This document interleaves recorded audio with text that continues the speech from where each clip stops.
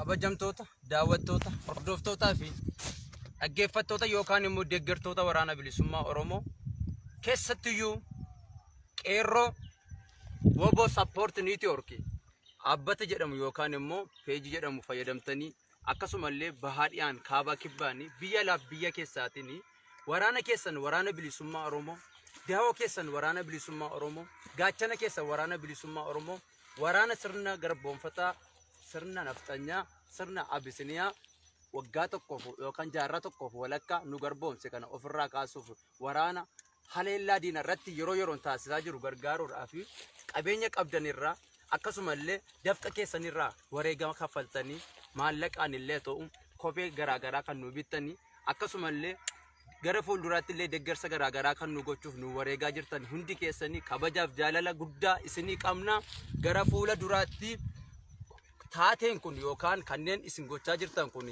isinaa baru qabsoon bilisummaa Oromoo kan waraanni bilisummaa Oromoo gochaa jiruuf kanneen uummata Oromoo gochaa jiru kun galanni keessan bilisummaa atoo jecha isinaa galateeffatu qabsoon injifannoon uummata Oromoo baay'ee isin jaallanna nuti humni yookaan furgaatuun risaa kun baay'ee galanni keessan bilisummaa isin jenna qabsoon isinaa galateeffatu hunda keessan qabsoon isinaa galateeffatu yaada dabalataa barsiisaa ijoollee qeerroo WBO Support Networkidhaan ijaaramanii jiran kanaaf maal jetta?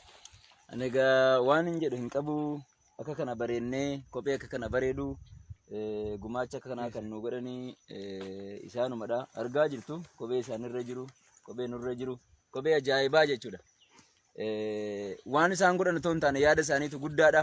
Warri kaanillee akka isaanirraa baratanii hojii guddaa kana hojjetan qabsoo isaanii akka isaan tumsatan ergaa dabarsuun barbaada. Isaan kanaan immoo waan jennu hin qabnu qabsoon humti isaan haa galateeffattu galanni isaanii bilisummaa ishee nuti barbaannu sana haa ta'u. Jaalkiyyaattillee yaada qabdu inuma qabda jedhee yaada. Atis waa jedhiniiti waan isaan jedhan dhaggeeffanname.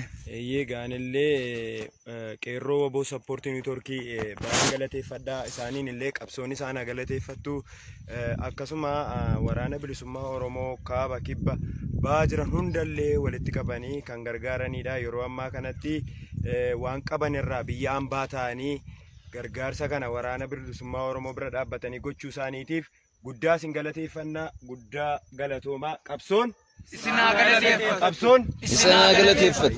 kanuma jennaa isaan galateeffatu.